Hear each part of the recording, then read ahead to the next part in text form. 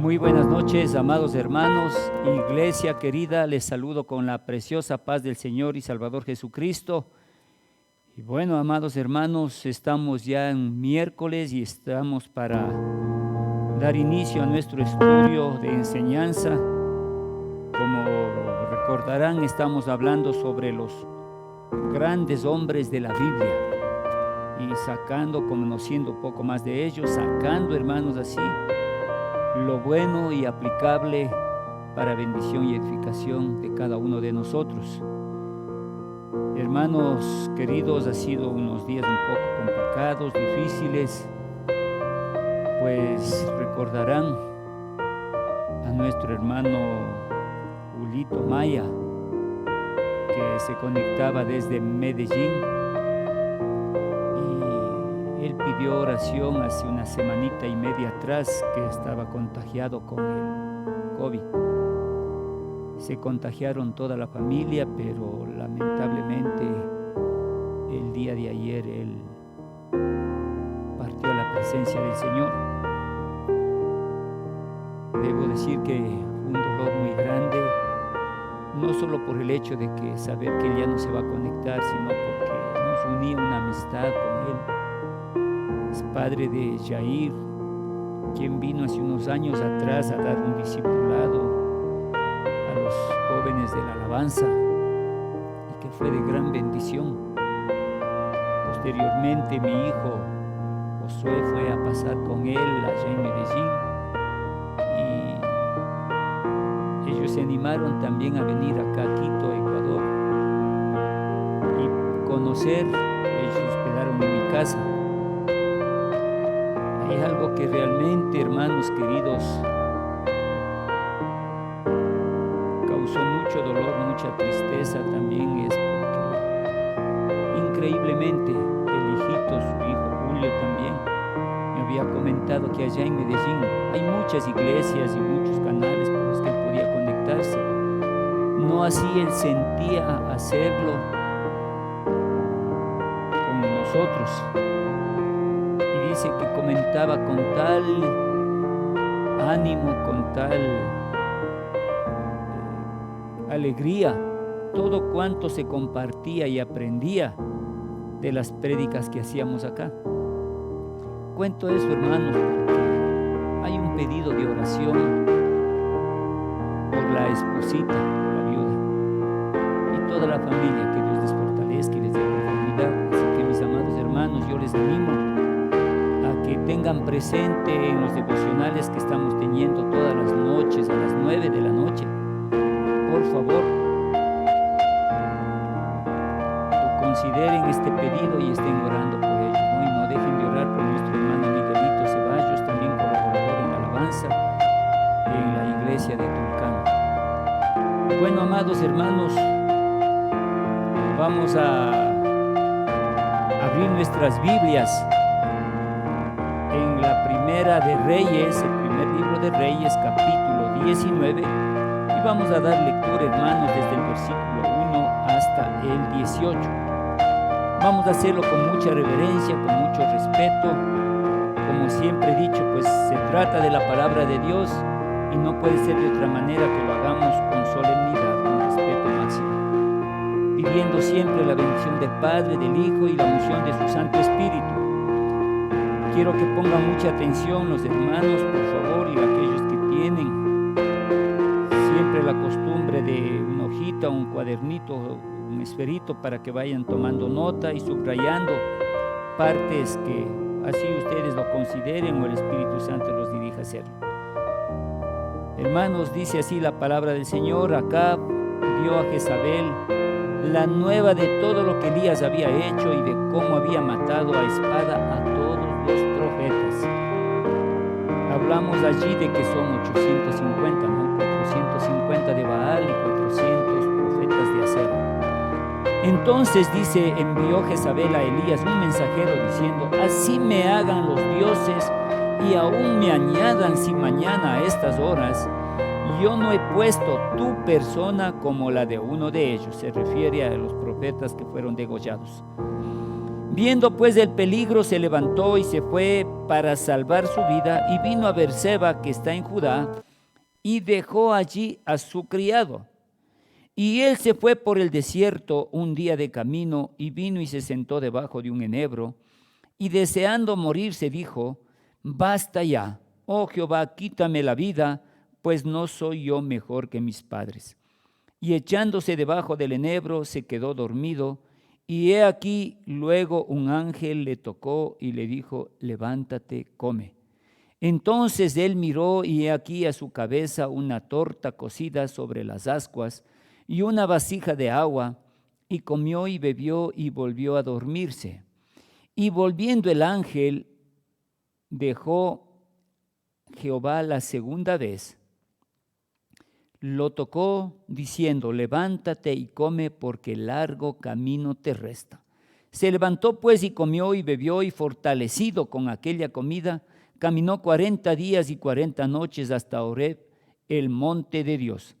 Y allí se metió en una cueva donde pasó la noche, y vino a él palabra de Jehová, el cual le dijo: ¿qué haces aquí, Elías? Él respondió: he sentido un vivo celo por Jehová, Dios de los ejércitos, porque los hijos de Israel han dejado tu pacto, han derribado tus altares y han matado a espada a tus profetas, y solo yo he quedado, y me buscan para quitarme la vida. Él le dijo: sal fuera y ponte en el monte delante de Jehová. Y he aquí Jehová que pasaba, y un grande y poderoso viento rompía los montes y quebraba la peña delante de Jehová, pero Jehová no estaba en el viento, y tras el viento un terremoto, pero Jehová no estaba en el terremoto, y tras el terremoto un fuego, pero Jehová no estaba en el fuego, y tras del fuego un silbo apacible y delicado. Y cuando lo oyó Elías, cubrió su rostro con su manto y salió y se puso a la puerta de la cueva. Y aquí vino a él una voz diciendo: ¿qué haces aquí, Elías? Y él respondió: he sentido un vivo celo por Jehová, Dios de los ejércitos, porque los hijos de Israel han dejado tu pacto, han derribado tus altares y han matado a espada a tus profetas, y solo yo he quedado, y me buscan para quitarme la vida. Y le dijo Jehová: ve, vuélvete por tu camino por el desierto de Damasco, y llegarás y ungirás a Hazael por rey de Siria. A Jehú, hijo de Nimsi, ungirás por rey sobre Israel, y a Eliseo, hijo de Safat, de Abel Meola, ungirás para que sea profeta en tu lugar. Y el que escapare de la espada de Hazael, Jehú lo matará, y el que escapare de la espada de Jehú, Eliseo lo matará. Y yo haré que queden en Israel 7,000, cuyas rodillas no se doblaron ante Baal, y cuyas bocas no le besaron. Amén. Que el Señor nos bendiga, y que su palabra bendita fluya, toque nuestras mentes, nuestros corazones, y haga esa obra preciosa para la que ha sido enviada. Señor mi Dios, gracias te damos y te pedimos que tomes el control total de todo cuanto digamos y hagamos en este lugar. Así también te pido, Dios, bendigas a cada vida, a cada hermano que se ha dado cita, Padre, en esta noche para escuchar tu voz. Bendito Señor, gracias en el nombre de Jesús. Amén. Bueno, mis amados hermanos, como ven, aquí tenemos un hombre de Dios que antes él había, hermanos queridos, alcanzado una gran victoria, yo diría, cuya fe había ganado tan gran victoria el día anterior.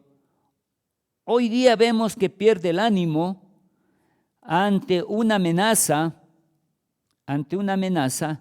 del rey de Jezabel, diciendo que iba a hacer lo mismo que él hizo con aquellos profetas de Baal y de Acera.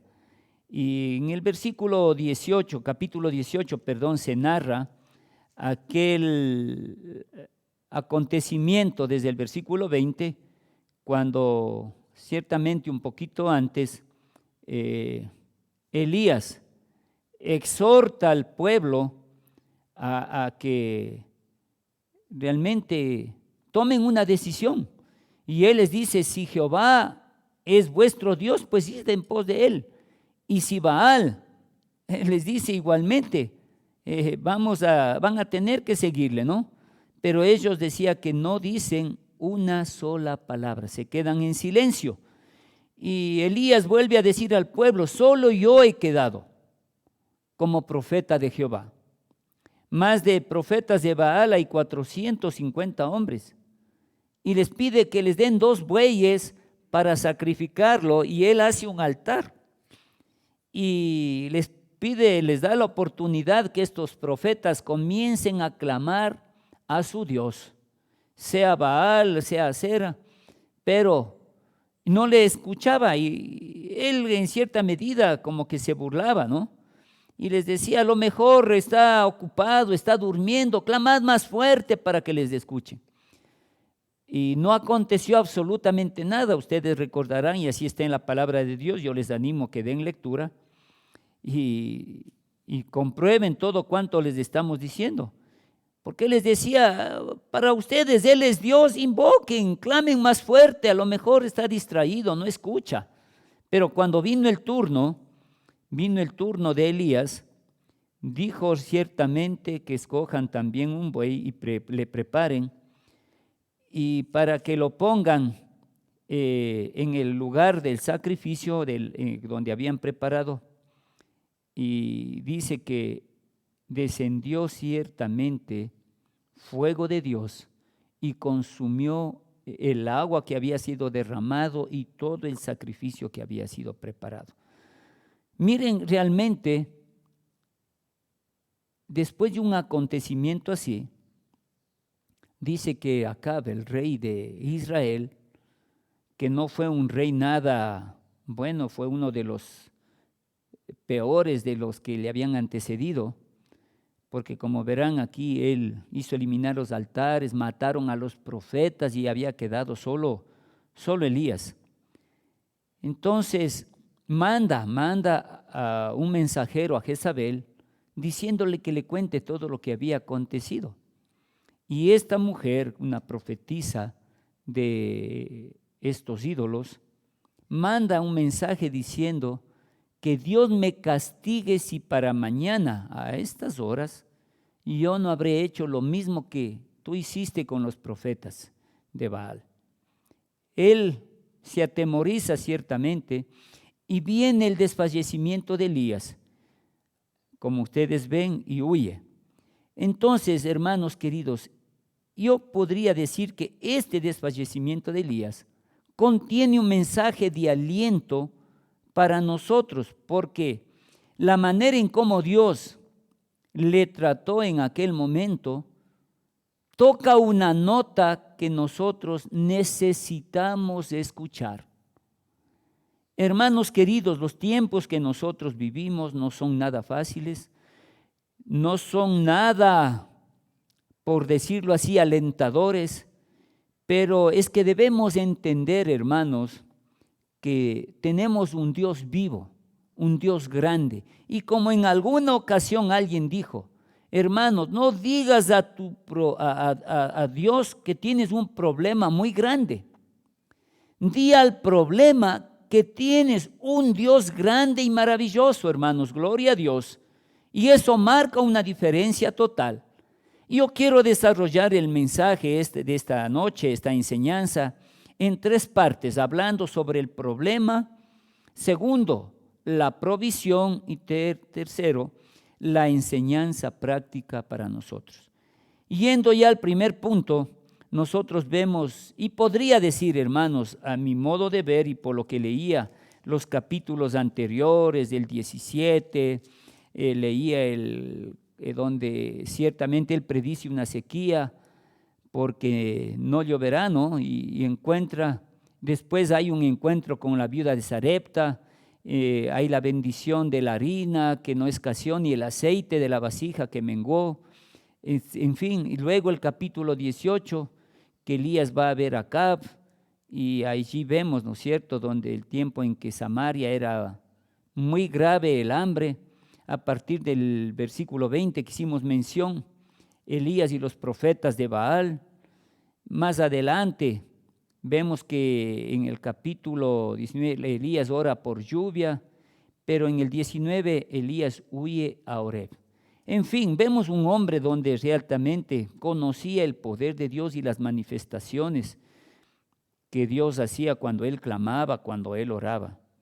Pero aquí, por lo que dijimos en la palabra de Dios, a partir del versículo 4, dice: y él se fue por el desierto un día de camino, y vino y se sentó debajo de un enebro, y deseando morirse, oiga bien, deseando morirse, dijo: basta ya, oh Jehová, quítame la vida, pues no soy yo mejor que mis padres.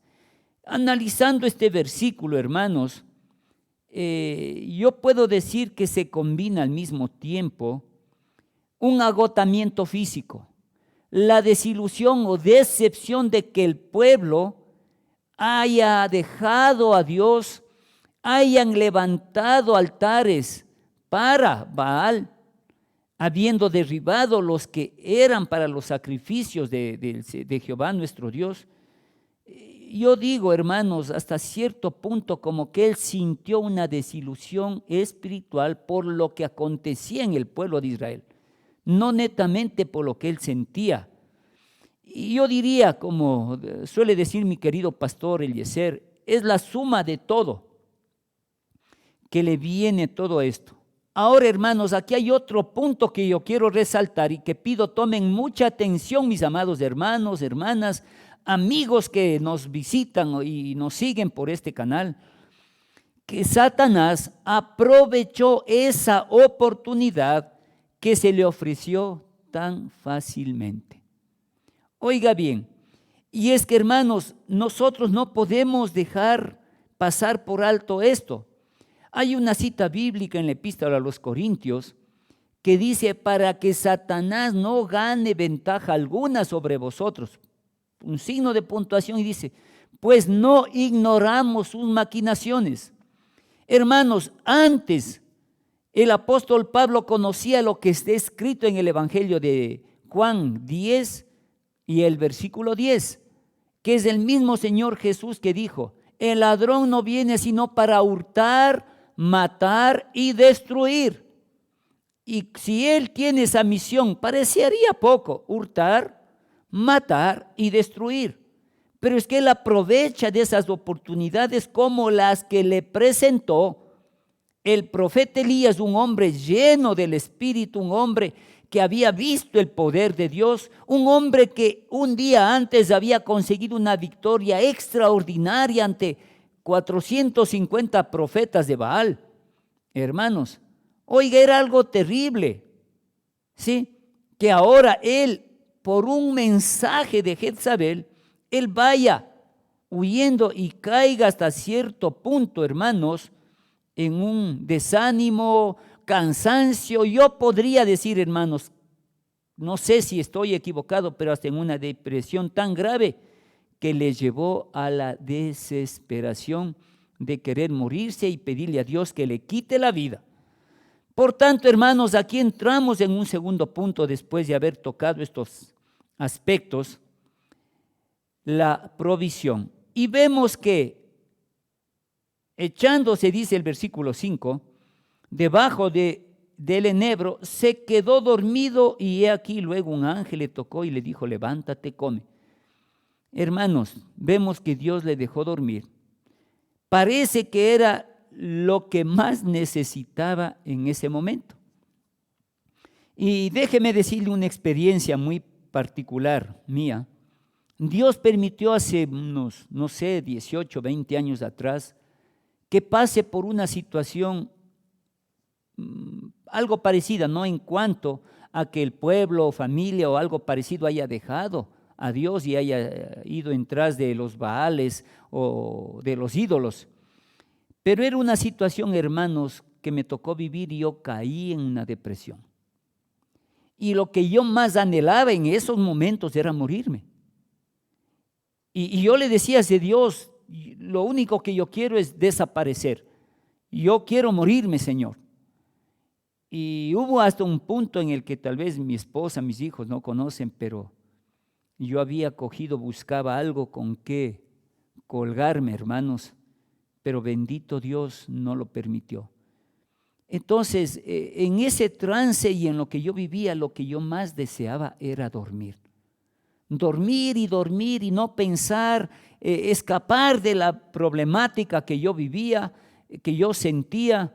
En algún momento, un vehículo que Dios me había bendecido a mí, hermanos queridos, yo pienso que siquiera unos 22 años atrás, yo conduciendo vi un muro de piedra que viene por la autopista acá cerca de San Antonio.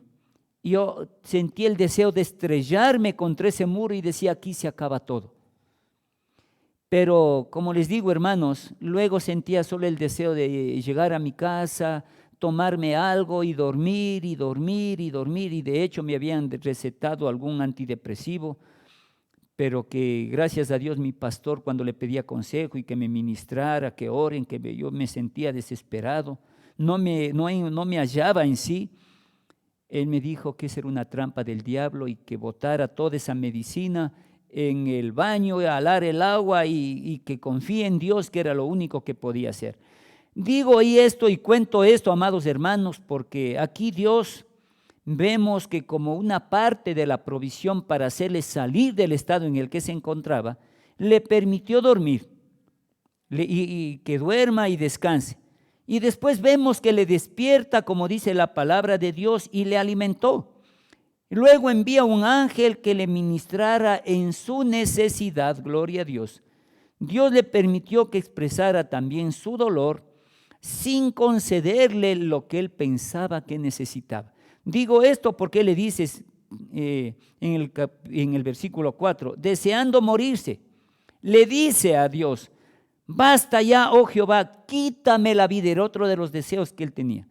Por eso decía, lo que él le permitió es que exprese su dolor, pero no le concede el otro deseo, que lo que él quería es que le quite la vida. Y vemos, hermanos queridos, que Dios se revela a sí mismo y le menciona también los planes que él tiene para Elías. Eso está escrito, hermanos, en el versículo 11 y 12 de este capítulo 19 que dimos lectura. Ahora, hermanos, vemos también ya del versículo 15 al 18 que Dios le comparte buenas noticias para él. Y yo quiero volver a dar lectura a esto. Y dice, y le dijo Jehová, ve, vuélvete por tu camino por el desierto de Damasco y llegarás. Oiga bien, aquí viene lo bueno. Porque él de pronto iba a decir, pero Señor, ¿cómo es que tú me mandas a que yo regrese si te estoy diciendo que Jezabel me ha amenazado de muerte y me dice que va a hacer lo mismo que yo hice con los 450 profetas de Baal? Por tanto, hermanos, ciertamente él le menciona y le dice, versículo 15, y ungirás a Hazael por rey de Siria. Seguidamente en el 16, a Jehú, hijo de Nimsi, ungirás por rey sobre Israel, y a Eliseo, hijo de Safat, de Abel Meola, ungirás para que sea profeta en tu lugar. Y el que escapare de la espada de Hazael, Jehú lo matará. Y el que escapare de la espada de Jehú, Eliseo lo matará. Y yo haré que queden en Israel 7,000 cuyas rodillas no se han doblado ante Baal y cuyas bocas no le besaron. Por tanto, aquí viene esa buena noticia, como yo les dije. Pero en el 16, Dios vemos que le da más tarea que hacer. Es decir, le dice a él, si creíste tal vez, y es una de las razones por la que caíste en este estado de desesperación, de cansancio, de desánimo, o tal vez ya en esa depresión, Yo quiero decirte, Elías, que tu misión no ha terminado, todavía hay trabajo que tú tienes que hacer. Y una vez que hagas eso, entonces Eliseo te sucederá. Amén. Por tanto, hermanos, el Señor le reconfirmó ya en el versículo 18 su amor. ¿Por qué digo su amor? Porque le dice, yo haré que queden en Israel 7,000 cuyas rodillas no se han doblado y cuyas bocas no han besado a este ídolo abominable. Hermanos queridos, aquí vemos que el Señor, a pesar de las dificultades, a pesar de las debilidades, a pesar de los errores cometidos, el Señor amaba a Israel. El Señor amaba a este hombre, Elías, y había gente que Él quería usar para bendición, para la gloria del nombre de Jehová nuestro Dios. Y aquí ya entramos al tercer punto, amados hermanos, la enseñanza práctica. Y yo quiero pedirles que pongan mucha atención, que noten la paciencia de Dios. Digo ello, hermanos, porque Elías, él sabía hacer mejor las cosas de lo que hizo, pues contaba con un Dios todopoderoso, hermanos, un Dios maravilloso, un Dios misericordioso, un Dios para el que él sabía no había nada imposible. Pues como yo les hice mención, y quiero pedirles que ustedes lean, hermanos, examinen el capítulo 16, 17, 18, todos los acontecimientos anteriores a eso, ¿sí? Y Dios tuvo todavía paciencia con él, porque mire la situación de Elías. Yo quiero morirme, Señor, basta ya, quítame la vida, porque yo no soy mejor que mis padres. Pero, oiga, terrible condición, yo no sé cómo haría usted con un allegado a usted o un hijo suyo, pidiéndole eso, ¿verdad? No sé si tendría la paciencia que tuvo Dios con Elías. Pero esto nos muestra, hermanos, algo importante, que Dios tiene paciencia con nuestra insensatez. Y yo no quiero dejar allí nomás lo que quiere decir la insensatez. Hermanos, dice que la sensatez, primero, es cordura. La sensatez es equivalente a la cordura. Y viene de la palabra latina sensatus, que puede traducirse como de buen juicio, y el sufijo es, z, que equivale a cualidad. Y eso quiere decir la sensatez, la cualidad del sensato, del cuerdo, del prudente o del buen juicio. Y que la sensatez es asociada a la cordura, al entendimiento, al raciocinio y la prudencia. Por tanto, hermanos, la insensatez quiere decir todo lo contrario, ¿verdad? La locura, el no tener buen juicio. Hermanos queridos, ¿qué más podríamos decir como la insensatez? Locura, imprudencia, lo absurdo y algo que netamente es opuesto a la sensatez, ¿verdad? Insensatez. Y recuerde que hay una parábola en la que ilustra sobre las 10 vírgenes, las 5 vírgenes prudentes y 5 insensatas, locas, sin juicio, sin entendimiento, que creyeron que el novio todavía tarda y se fueron a disfrutar un poco de la vida, y cuando regresaron no había lugar para ellas porque la puerta se cerró y el pueblo partió. Hermanos queridos, por tanto, consideremos lo que yo estoy diciendo en este momento, que Dios tiene paciencia con nuestros momentos de locura, de falta de cordura, de falta de juicio, de discernimiento, y que no hacemos las cosas como Dios nos ha mandado hacerlo. Y vemos también, hermanos, que Dios entendió completamente las debilidades que tenía Elías, como también Dios entiende nuestras debilidades, porque la palabra del Señor dice que el Señor fue tentado en todo, pero sin pecado. Por tanto, hermanos queridos, nosotros, que Dios conoce muy bien nuestra estructura, cómo somos, cómo andamos, lo que pensamos y lo que hacemos, hermanos queridos, si tú confías en Dios y buscas de Dios, yo sé que como tuvo paciencia con Elías, la tendrá también con nosotros, gloria a Dios. Así que hermanos, Dios sabía bien lo que causaba esta situación, pero Él también supo lo que era necesario para remediar la situación.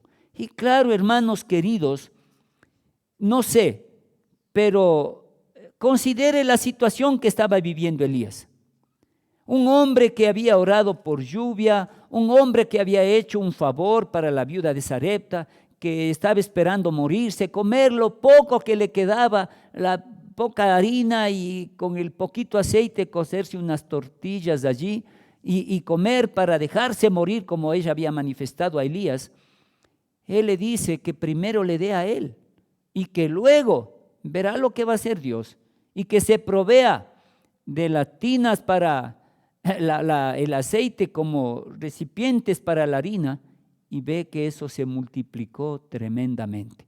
Luego ora por lluvia en época de hermanos queridos, de un hambruna donde escaseó el alimento porque realmente, hermanos, no llovía.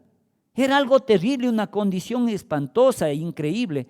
Pero hermanos queridos, nosotros vemos allí que él clamaba a Dios y mandó a su criado para que vaya a ver si había alguna nube. Y en la séptima vez el criado regresa y le dice, veo una nube tan pequeña como la palma de la mano de un ser humano. Y le manda un mensaje a Acab y le dice, baja, desciende, porque viene una lluvia, viene una tempestad increíble. ¿Sí? Así que hermanos queridos, pero más adelante, él ve que este pueblo se había, hermanos queridos, apartado de Dios. Todos estaban adorando a imágenes, habían profetas, cualquier cantidad de Baal y de Acera, pero de parte de Dios solo él había quedado, los demás habían sido muertos a espada. Y ver que el pueblo no escuchaba palabra de Dios, no regresaba, no buscaba, no hacían caso del consejo, de la exhortación. Obviamente que vino el desánimo, vino la tristeza, vino el dolor, como también debe haberle estado entristeciendo a Dios y doliendo en su corazón ver que el pueblo que él eligió y todo cuanto él había hecho, realmente no habían considerado, en cierta medida no había servido de nada. Por tanto, hermanos, vemos acá que Dios supo también lo que era necesario, como dice, para remediar la situación. Le dejó descansar, le alimentó, llegó con palabra de ánimo, con palabra de amor, mostrándole que su situación no había terminado, porque si él había pensado que él como profeta no servía más, que su tiempo había terminado, pues aquí dice, no todavía, porque yo te necesito, tienes que ir a ungir todavía, ¿verdad? A Jehú por rey de Israel, a Safat de Abel Meola ungirás por rey de Siria. A ver, perdón, yo estoy mal. Ungirás a Asael por rey de Siria, a Jehú hijo de Nimsi ungirás por rey de Israel, y a Eliseo hijo de Safat lo harás para que te suceda, él quede en tu lugar. Por tanto, hermanos, debemos de tratar, aquí yo veo que el trato que Dios le dio a este profeta, debemos nosotros dar también a otros, como el Señor lo hace con nosotros. El trato que Dios le dio a Elías, debemos dar nosotros a las personas que lo necesitan. Amados hermanos, aquí hay algo importante que yo quiero mencionar. Ciertamente, yo tomé nota aquí de algo y decía, hermanos, porque si usted considera todo cuanto está escrito en el versículo 11 hasta el versículo 14, 11, 12 y 13 sería, hermanos queridos, vemos que dice que el Señor le dijo: sal fuera y ponte en el monte delante de Jehová. Y aquí Jehová que pasaba, y un grande y poderoso viento que rompía los montes y quebraba las peñas delante de Jehová. Pero Jehová no estaba en el viento, y tras del viento un terremoto, ¿sí? Y tras del terremoto, y Jehová no estaba en él, y tras del terremoto, pero Jehová no estaba en el terremoto, y tras del terremoto un fuego, pero Jehová no estaba en el fuego, y tras del fuego un silbo apacible y delicado. Y cuando lo oyó, Elías cubrió su rostro con su manto, y salió y se puso a la puerta de la cueva, y aquí vino a él una voz diciendo: ¿qué haces aquí, Elías? Y él respondió: he sentido un vivo celo por Jehová, Dios de los ejércitos, porque los hijos de Israel han dejado su pacto, han derribado tus altares y han matado a espada tus profetas, y solo yo he quedado. Como yo les dije, hermanos, el Señor supo lo que era necesario para remediar la situación. Y Él no va con palabras de exhortación duras, groseras, a disciplinar y acabar con Elías, mandando un castigo, sino que esto nos enseña, hermanos queridos, que el profeta, hermanos, como dije yo, cuya fe había ganado tan grande victoria el día anterior, hoy perdió el ánimo. Fue, como dije, hermanos queridos, hasta caer tal vez en un punto de desesperación, de desilusión. Pero, hermanos queridos, si su corazón, digo yo, el corazón de Elías hablo, si su corazón no hubiera estado ocupado en sí mismo, hubiera aprendido que las tempestades, los terremotos y el fuego no pueden lograr lo que puede una voz apacible de amor, hermanos queridos. Debió haber reconocido que no había diferencia entre su corazón y el corazón de la nación, y así como la fuerza no puede hacerle, hermanos, dejar la cueva, tampoco él puede convencer, hermanos queridos, al hombre para que deje sus pecados. Por tanto, hermanos queridos, yo quiero decirle que si otros nos fallan como Elías le falló a Dios, nosotros, hermanos, tenemos que tratarles como Dios nos ha tratado a nosotros, con amor, con paciencia. Y vemos que hay veces que, como está escrito, no con ejército ni con espada, es con su Santo Espíritu. Y aquí vemos que Dios llegó con palabras de aliento, con palabras de amor, para que Elías entienda que él todavía contaba con este hombre para que fuera y hiciera una misión más. Él tenía que ungir a un rey de Israel, tenía que ungir a un rey de Siria, tenía que levantar y ungir a Eliseo para que se quede en el lugar de él. Hermanos, nosotros tenemos aquí, por tanto, un ejemplo de cómo manejar esas debilidades, esos errores, esas faltas, hermanos. Cuando no tenemos paciencia con faltas y los errores, nos situamos a nosotros mismos por encima de Dios, creyendo que si Dios no puede hacer algo ahí, entonces yo voy a hacerlo a mi manera, y no es así. Recuerde, hermanos queridos, que nosotros apenas somos barro, hechura del alfarero, que es Dios quien determina y hace las cosas como Él quiere. Yo pienso que hasta aún Dios permitió cierta situación y que Elías caiga en esa condición para que Eliseo, quien vendría después de Elías, tuviera como ejemplo, él pueda aprender de algo de lo que estaba viviendo el profeta Elías. Y yo quiero decirles también algo aquí, hermanos queridos, que el fallar no quiere decir que nosotros seamos inútiles, de ninguna manera. Porque aquí vemos que Elías había fallado, se había desanimado, se había entristecido, se había cansado. No sé si se había desilusionado, insisto en ello, hermanos, de todo lo que acontecía en el pueblo de Israel, al punto de que él querer morirse y pedirle a Dios que le quite la vida. Pero esto nos enseña, hermanos, que algunas faltas, si bien es cierto, pueden dejar cicatrices que nos limiten, pero no elimina nuestra utilidad. Escuche bien, mi amado hermano, no sé por lo que tú estés atravesando, mi hermana o amigos que nos están escuchando. Puede ser, hermanos, que algunas fallas, algunos errores, algunas debilidades hayan marcado, hayan dejado en tu vida algunas cicatrices. Pero eso, como dije, hermanos queridos, no elimina tu utilidad. Es decir, no vayas a caer o cometer el error que cometió Elías de quererse morir, de que Dios le quite la vida. No, porque aún Dios quiere seguir contando contigo. Bendito sea el nombre de Jesús.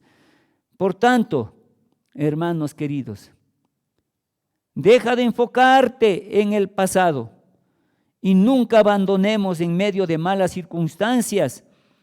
Sí, todavía no nos dejemos abandonar, hermanos, en medio de malas circunstancias, porque todavía hay cosas buenas preparadas para nosotros. Hermanos, es Dios el que tiene la última palabra, es Dios el que hará.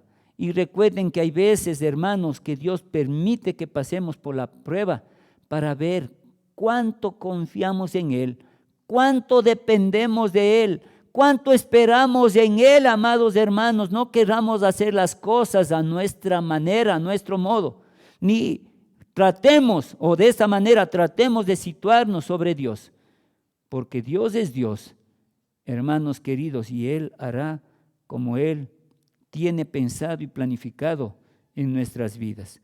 Así que yo quiero concluir con algo, amados hermanos, en esta noche. ¿Sabe? Yo digo, aquí hay mucho estímulo en el fracaso de Elías y en la manera en que Dios lo manejó. Y pienso algo importante todavía. Es fácil perder de vista a Dios en la oscuridad, pero nos ayuda a recordar que Él nunca nos pierde de vista, por grande que sea esta oscuridad, por grande que sean las tinieblas que nos cubran y estén en nuestro alrededor. Acordémonos pues entonces de Elías y prosigamos adelante sin reparar en lo que pueda suceder. Hermanos, en la medida que confiemos en Dios, esperemos en Dios, Él hará. Recuerde, hermanos queridos, que Dios tiene palabra y promesas para nuestra vida. Viene a mi mente, hermanos queridos, aquella cita bíblica de Isaías 41:10. No temas y no desmayes, porque yo soy tu Dios, dice, hermanos queridos. Él dice, nunca te dejaré, nunca me apartaré, ¿verdad? Al contrario, que Él nos sustentará, nos proveerá con la diestra de su justicia. Así que, hermanos, cuando vengan tiempos difíciles, tiempos de oscuridad, clama a Dios. También hay una preciosa promesa en Jeremías, dice 33:3. Clama a mí y yo te responderé. Oiga bien, clama a mí y yo te responderé.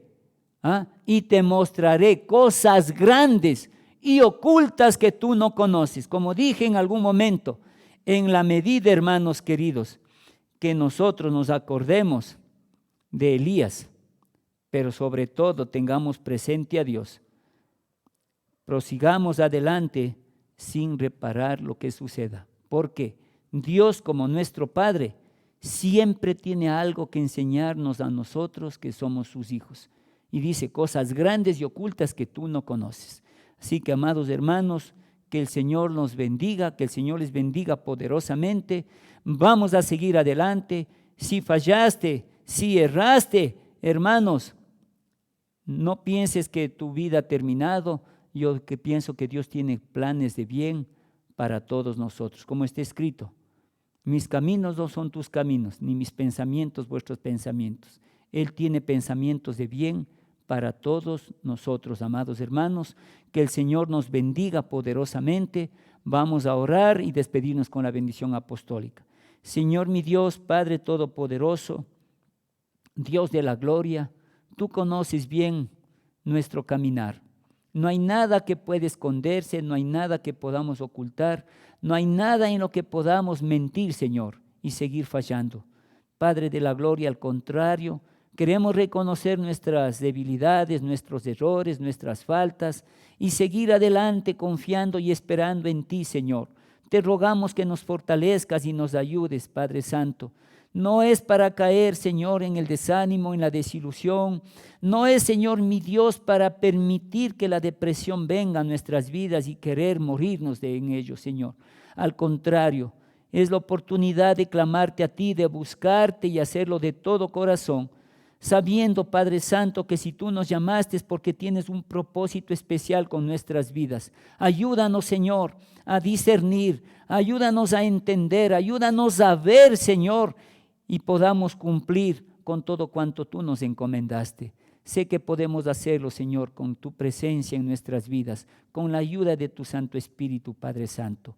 Gracias por esta palabra. Gracias, Señor, mi Dios, por la enseñanza que tenemos a través de todo este acontecimiento con Elías, Señor, mi Dios, con todo cuanto él vivió y pasó. Padre bendito, sabemos que tú cuentas todavía con nosotros y te damos gracias por ello. Gracias, Padre, en el nombre de Jesús.